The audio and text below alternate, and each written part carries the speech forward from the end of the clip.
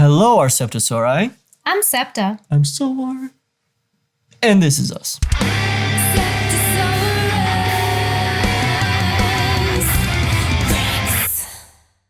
Gatekeeping! When someone takes it upon themselves to decide who does or does not have access or rights to a community or identity. So not too long ago, we had a run-in with gatekeeping. Honestly, it happens all the time. It does. I don't know if anybody here watches Stranger Things. I'm sure there's some of you that do and some that don't. But we have not watched the new season, so please don't spoil anything. No spoilers. No spoilers in the comments. I am begging you. Please. But we did see that one of the characters played like the solo for Master of Puppets, or they played the song. They played the song in the background or something. Something like that. All we know is Metallica Master is included. Of Puppets. Yeah, Metallica Yes. Master of Puppets is included. And Great it was song. really interesting to watch it kind of unfold after that came out in the series, because it suddenly took off in popularity. Obviously, it's Metallica, one of the, well, I would just say the biggest metal band that was out there. They've outsold every other metal band, thrash band, whatever. And they did not need more popularity. And they've kind of, like at this point, they've been around so long that they have their core fan base, the ones that have been around for the long ride. And now you have people like ourselves who like metal music. So of course we know about Metallica. Yes, you know how to appreciate Metallica. Yeah, but now it's been introduced to just smorgasbord. A whole new generation. Never heard of it. Yeah, of people. And seeing people's reactions to it has been interesting. You have people who are just excited because Metallica is kind of coming back into the quote-unquote mainstream in a way. More people are being exposed to Metallica, which is good for just the metal scene. But then you have other people who are gatekeeping Metallica. There is one particular thing that we will show you as an example. Somebody was apologizing to Metallica for all the fake Stranger Things fans. Yeah. They're like, sorry about it, love ya. And Metallica responded by saying, don't be sorry, everyone is welcome in the Metallica family. If they like puppets, chances are they'll find plenty of other songs to get into. And it just shows so simply how the gatekeeping is a negative thing for this band that they say they love so much. Yeah, it's completely unnecessary. If someone likes a song, they like a song. And like Metallica was mentioning, if they do like one song, there's a chance that they're going to go through more of their songs and find something else that they like. Exactly. So why would you shut down a new Metallica fan before they even have a chance to find more songs they enjoy? People tend to make their favorite band into their identity.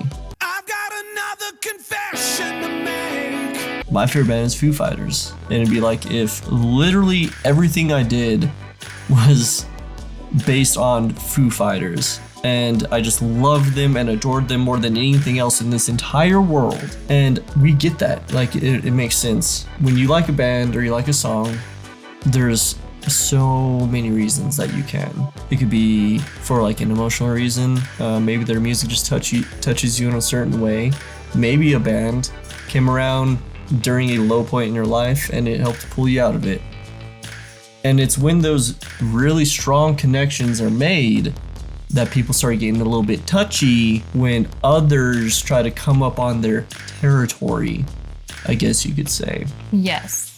They start to make claims of, well, you're not a true fan of this group because you weren't there when their very first song came out. Or you're not a true fan because you haven't listened to album A, B, or C, and you only know this latest one that came out, so you cannot call yourself a true fan. But at the end of the day, speaking as artists, we don't care. No. We don't care if you love one song, if you love all the songs. If like some of what we have created has touched you in any way, that is the biggest compliment to us. And it validates all of the hard work that we put into it. It doesn't matter. And everyone is welcome. We want people to have that experience and enjoy the music. Being a part of the metal community, we kind of deal with this. I know I've dealt with it. There's plenty of people who think that they would maybe call us posers for saying that we are metalheads.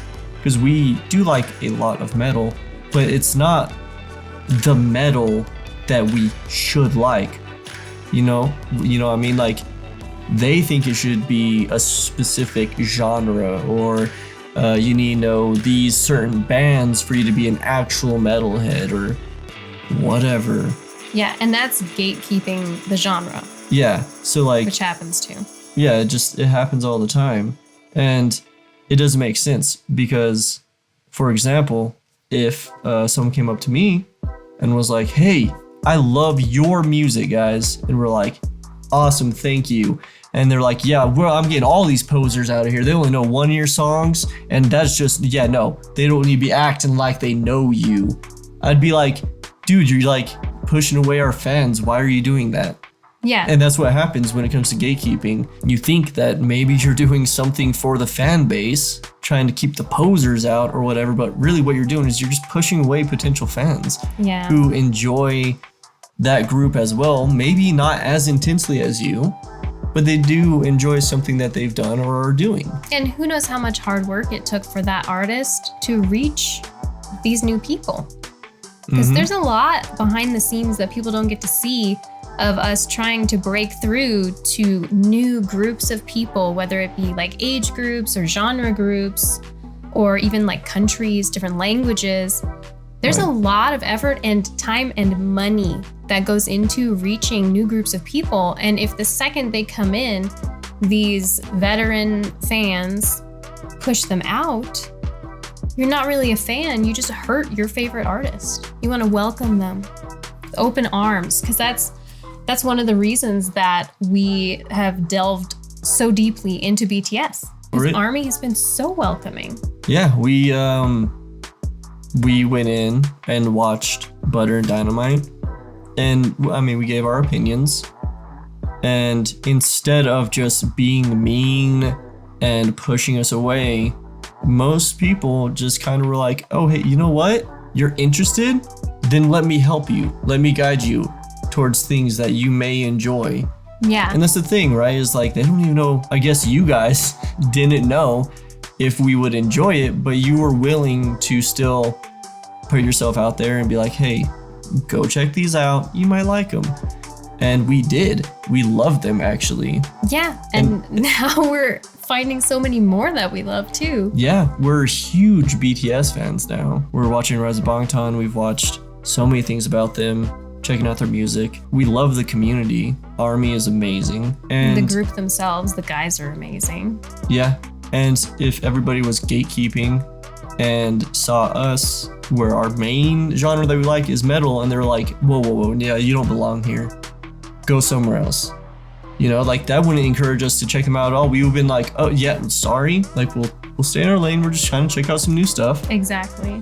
And you don't want to do that, because not only does that hurt the fan base, and that's where you get the toxic fan base from, and people will criticize that, but it hurts the artist, because what you want to do is talk up the artist, introduce people to the music, and hopefully help them grow as artists and grow their fan base, so that maybe one day, if you love them enough, it could just be what they do. Gatekeeping artists or genres is a terrible and stupid idea. Yes. I know a lot of the times, like, people's heads are in a completely different space when they do that. They aren't thinking about it full picture. They're just like demanding this respect for their favorite artist. Right. And their artistry even. But they're just not thinking big picture. You gotta open up your mind and realize that it's okay. It's okay for somebody's first song to be this brand new one. that just came out, and for them to be geeking out about how much they love this band, even though they don't know any of their earlier stuff or anything that the band has even gone through up to this point. That's fun stuff that you can help them experience by talking to them. You don't have to tell them that they're not a true fan and get my artist name out your mouth, because it's just not gonna help. Gatekeeping is bad, guys. We don't want it. No gatekeeping. No. Yeah, like pretty much all my favorite bands, if it was like, you had to be there from the beginning and then follow them all the way through, or you can't start on their fourth album, you have to start on the first one.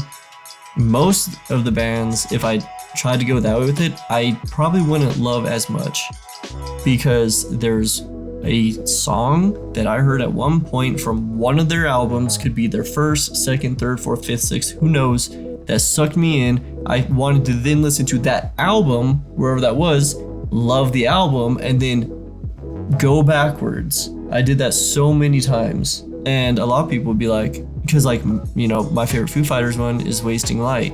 I'm sure that there's a lot of people that would have an issue with that. But I love that album so much. To me, that's the greatest Foo Fighter album. So if someone came to me and was like, no man, like the best one was the first one, why wouldn't you just be like, I also love Foo Fighters, let's just talk about these awesome albums together, what you like about that, what I like about this. Yeah, here's my favorite and this is why. That's your favorite and this is why. Yeah. That's cool. Yeah, it's like, especially with like Master of Puppets, right? You like go, this can open the door to so many things in general. You have Master of Puppets for Metallica. Oh, you like Master of Puppets? Well, here's like one. Here's For Whom the Bell Tolls. Like, here's all these songs. Or you could be like, oh, you know what?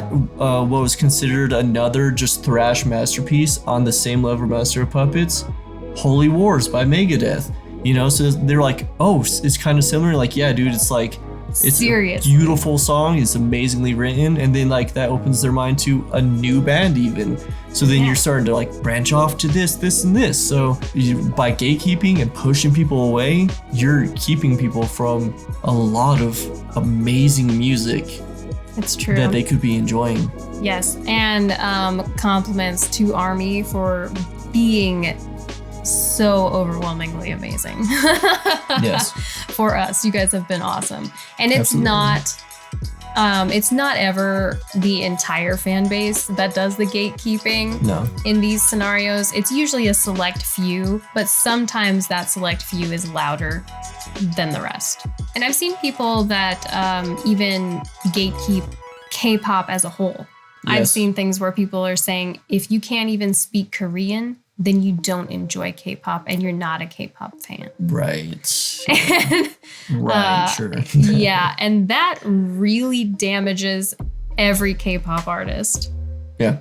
Because breaking out past just Korean-speaking fans is how they can earn so much more money and get so many more opportunities. Yeah. So that is, it's just preposterous. It's not okay. Yeah. But you'll see, like, there's examples of that everywhere. And I think that it was interesting as well, going back to the Stranger Things, the other song that Stranger Things dug out from the past. Like Up the Hill or... Running Up That Hill. Running Up That Hill? Yes. Yeah. And it went crazy. Yeah, I think it charted after that. Yes. Yeah. And I have seen debates on if you're a true fan of the song, depending on which version of the song you like, the original or the cover by Placebo. Is that the one that's in the show? They have the original in the show. Oh. But then there's lots of people saying they prefer the cover by Placebo. And that's okay too. And that's fine too. But there's people saying, well, you're not even a fan of the song if you just like the cover. That's or not true. If you like this other cover. But there's so many people releasing covers of it, and a lot of them are fantastic. Yeah. It's so interesting. I think it's just a toxic mindset. I understand it. When I was younger, I was kind of that same way, but looking back, I'm like, I don't know why, because everyone's got to start somewhere. I think I've definitely been exposed to it a lot because there's also like some of the gender gatekeeping when it comes to music. And yeah. I cannot tell you how many times people would approach me and say, "You're not a fan of metal because you're a girl. Girls can't be fans of metal. What do you even listen to?" And they want you on the spot to just tell them artists that you listen to, and then they will stand there and tear down whatever artist you put out that doesn't fit whatever they like. And we're going to do a metal video where we will talk about the different subgenres of metal, because they are insane. Yeah. There's such a variation in metal subgenres. Running into a gatekeeper that stands one subgenre negatively affects so many. Yeah. I think there's at least 17 fully recognized subgenres for metal. But I'll have people that say, well, if you like this kind, if you like metalcore, then you're not a true metal fan because true metal's in the death metal. Sometimes it'll be like thrash metal, which is also amazing. Like, I can find things that I love in each subgenre, but that's just the kind of music listener that I am. And I know that I'm one of the people that I chase an experience and a feeling when I listen to new music. I do not usually do any deep dives into the artists themselves or any of their previous work. It depends on how much they strike my fancy if I'm going to do that. A lot of the times I'll be like, "Oh, I love that song. I can sing you every word to that song." And then somebody can mention members, like a specific member of that group. I have no idea who they're talking about. That's just the way that my brain works. When it comes to like the gender gatekeeping, I experienced it from my end, because if you liked any female artists or anything like that, you're gay. You get called gay. You're a girl. So like dumb. So like if it was anything that was too poppy, too happy, if there's a female artist, except for like Paramore, for whatever reason, no one ever made fun of Paramore, but if you liked anything like that, if you liked Britney Spears or something like that, and people knew, they just call you gay, make fun of you, call you a girl. I wouldn't care now, but of course, when you're younger, Yeah, people are junior just high picking on you.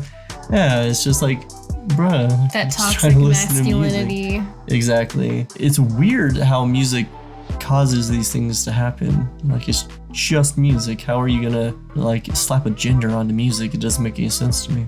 I think that all of music would benefit from people stopping the gatekeeping.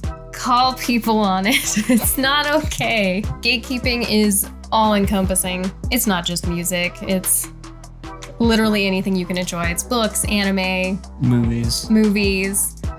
Anything. Think of anything. Cars. A specific kind of socks. Shoes. Yes. Yeah. Like, No. it's literally There is no limit everything, to yeah. the gatekeeping. So we wanted to leave you with a meme. I'm such a fan of this series. Oh, hey, I'm a new fan. I don't know everything about the series yet, but I'm just as interested. But anyways. But yes, guys, gatekeeping in a nutshell, it's just a very interesting phenomenon. Never let it stop you from enjoying your favorite music or artist or whatever it is. Yeah, we don't agree with it. But maybe you guys have a different idea about it. So let us know in the comments. Do you agree with us? Do you disagree? We'd love to know your perspective on it. Let's talk about it. Welcome to the conversation. But until next time, We love you. stay safe, and we'll see you in the next video. Bye, guys. Bye.